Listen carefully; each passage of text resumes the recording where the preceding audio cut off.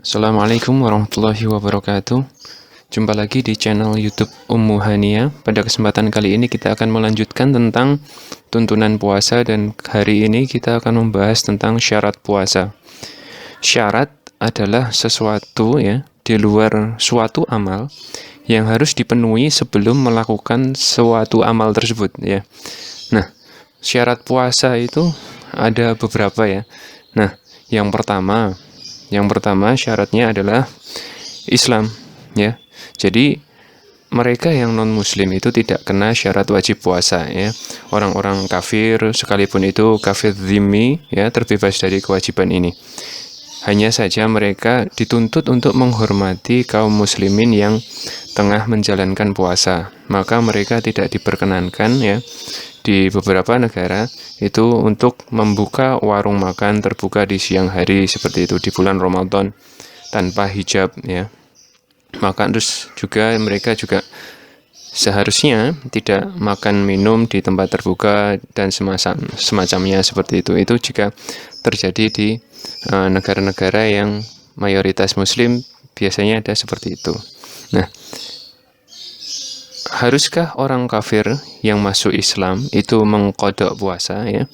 Di dalam surat Al-Anfal 38 ya, Allah Subhanahu wa taala berfirman, yaitu yang artinya, katakanlah kepada orang-orang yang kafir itu ya, jika mereka berhenti dari kekufurannya, niscaya Allah akan mengampuni dosa-dosa mereka yang sudah lalu.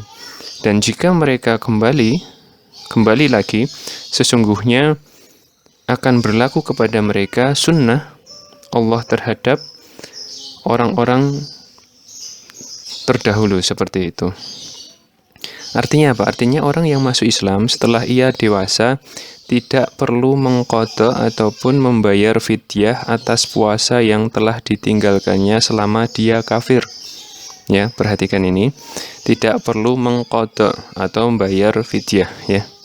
Demikian itu sebagai tanda kasih sayang Allah SWT terhadap hamba-hambanya, dan agar syariat Islam tidak dirasa memberatkan seperti itu.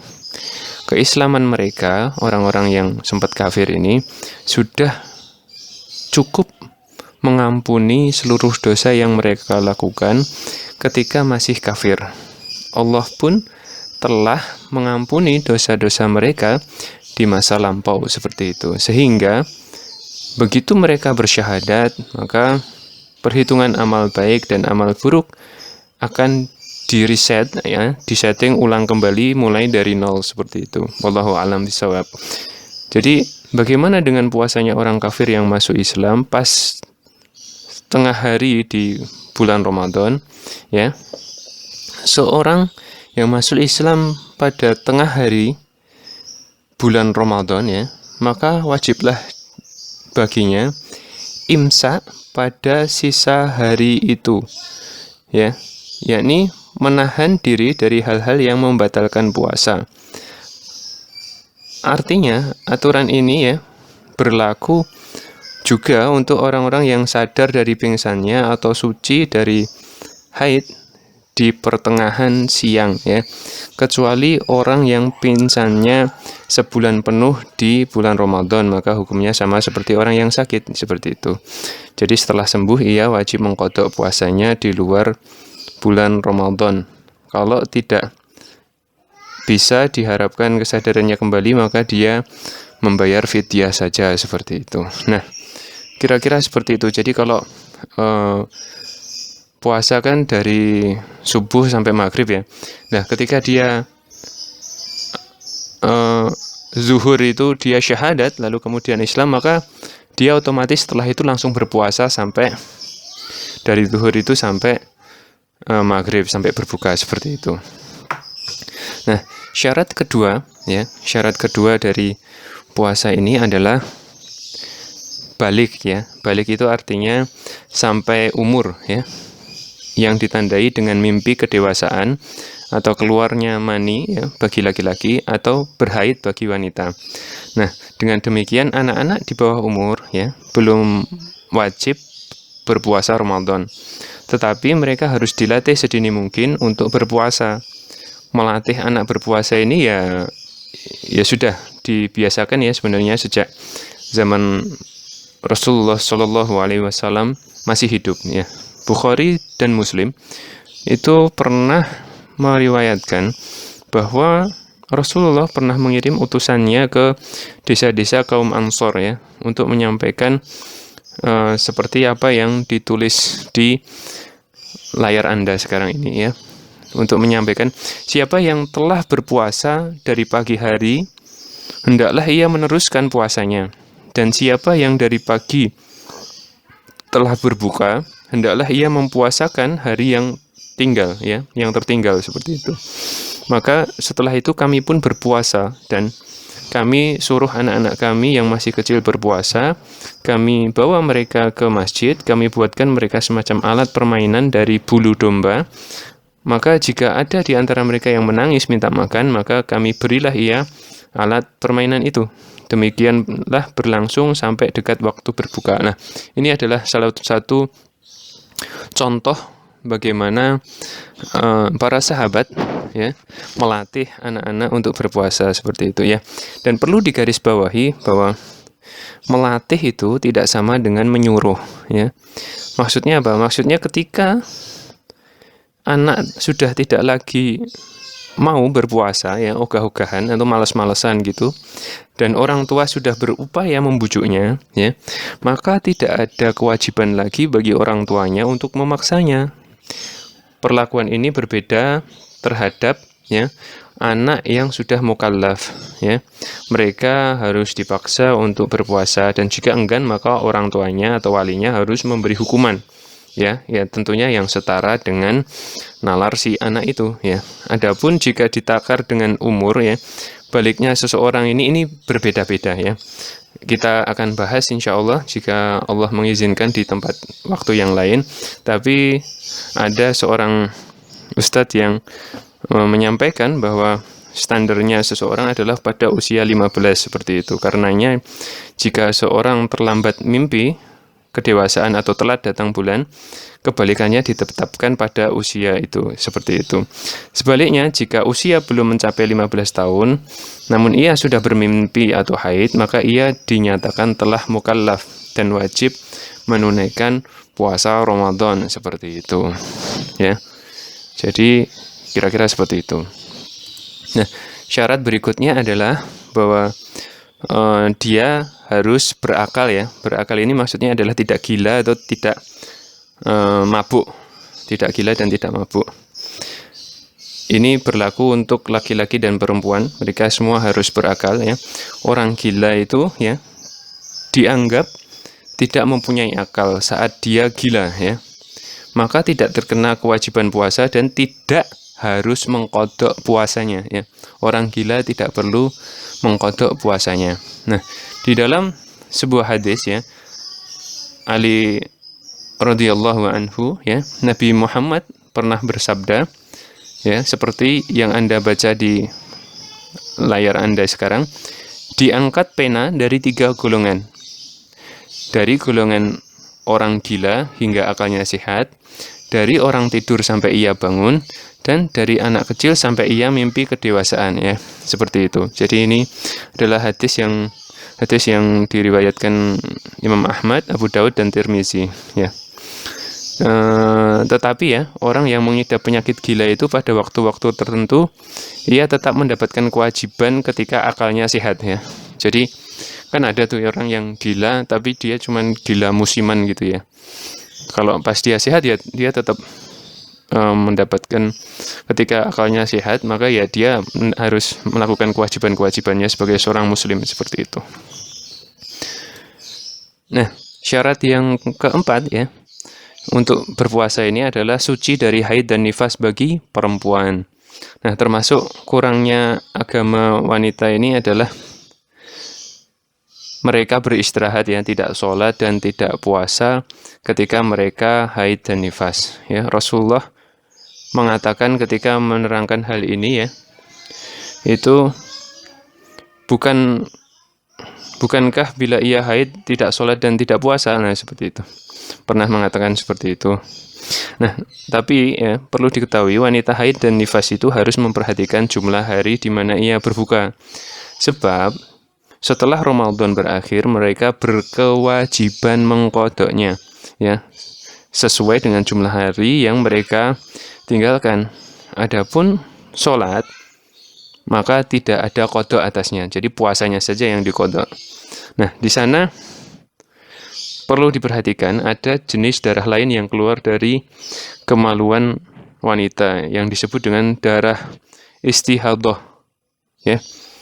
Ketika seorang wanita mengalami istihadah, ia tetap harus berpuasa sebagaimana ia juga tetap sholat dan dibolehkan melakukan hubungan suami istri seperti itu. Jadi wanita haid dan nifas haram berpuasa. Tapi setelah bersih, walaupun sudah sore seperti itu, ia dianjurkan segera mensucikan diri dan berimsak, menahan diri dari segala yang membatalkan puasa. Sebaliknya, manakala fajar masih suci, lalu di siang hari, ya, kemudian haid, maka dia harus segera berbuka walaupun hanya dengan setetes air, seperti itu. Nah, yang jadi permasalahan itu adalah ketika si wanita ragu-ragu apakah haidnya ini sudah selesai atau belum. Nah, ini penting ya. Karena masanya telah berlalu dari biasanya, namun kok darahnya ini kok masih keluar terus ya, kenapa ya? Nah, seperti itu. Mungkin, kasus seperti ini pernah terjadi juga di zaman Rasulullah Shallallahu Alaihi Wasallam dulu. Jadi ada beberapa riwayat yang mengindikasikan hal itu. Misalnya ada kasusnya Ummu Habibah ya. Jadi seperti yang ditampilkan di layar ini ada hadisnya, yaitu dari Aisyah radhiyallahu anha itu bahwasanya Ummu Habibah binti Jahsy mengadu kepada Rasulullah Shallallahu Alaihi Wasallam tentang darah. Maka sabdanya, berhentilah sekadar yang biasa menghalangimu oleh haidmu, kemudian mandilah. Tetapi Ummu Habibah ini mandi setiap sholat seperti itu. Nah, ini penting diperhatikan.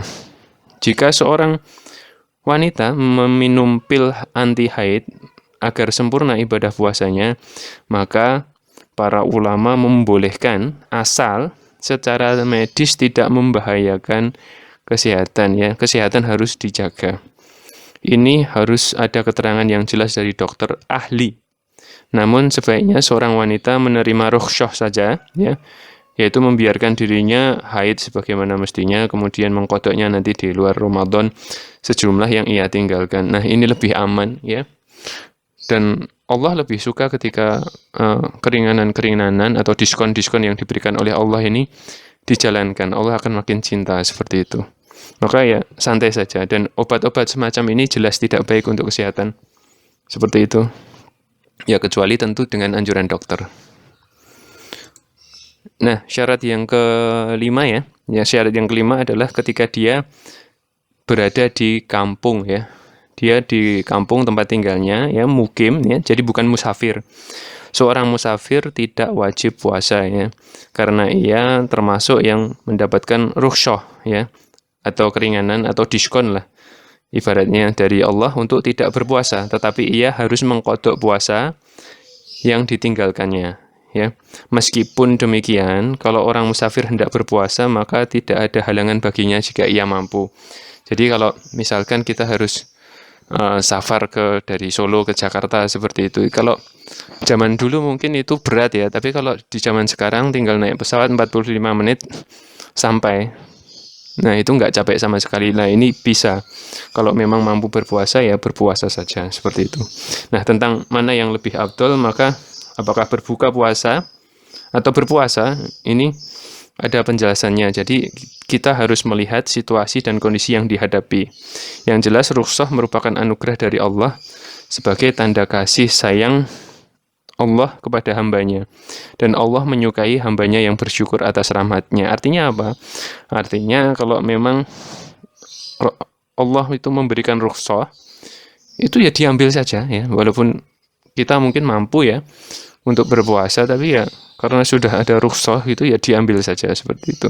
Bahkan Rasulullah Muhammad SAW pernah mengutuk orang yang tidak mengambil rukhsah, ya, padahal ia kepayahan berpuasa seperti itu. Tetapi bila justru dirasakan lebih berat mengkodok puasa, maka ya sebaiknya berpuasa saja gitu ya. Nah, jadi kalau nanti seandainya harus mengkodok di bulan yang lain itu ternyata malah lebih berat, ya sudah, mending nggak usah ambil rukhsah gitu, seperti itu. Jadi rukhsah ini kan intinya keringanan. Jadi ya ambil mana yang meringankan saja, seperti itu. Nah, syarat yang terakhir adalah kesanggupan dia dalam berpuasa ya. Jadi seseorang itu harus sanggup berpuasa, tidak lemah dan tidak sakit. Kalau orang sakit, lemah, itu tidak diwajibkan untuk berpuasa. Nah, syarat ini wajib ya. Maksudnya mutlak ya, diperlukan mengingat puasa termasuk ibadah yang berat bagi mereka yang kurang sehat atau tua seperti itu, tua renta, jompo seperti itu. Karena itu ya, mereka ini ya diperbolehkan saja untuk berbuka seperti itu. Nah, orang-orang sakit, lemah, jompo, hamil ya, hamil bahaya kalau berpuasa ya, barangkali ya, sesuai anjuran dokter, nanti malah bayinya nanti kekurangan nutrisi, malah nanti terjadi yang tidak-tidak. Nah, ini penting untuk dipikirkan bahwa Allah tidak akan memberatkan hambanya. Yang penting kita mastata'tum. Dan kalau Allah sudah ngasih rukhsah ya ambil saja, karena itu akan membuat Allah semakin cinta kepada kita, seperti itu. Saya rasa cuman ini dulu bahasan tentang syarat berpuasa. Sampai jumpa di pertemuan berikutnya.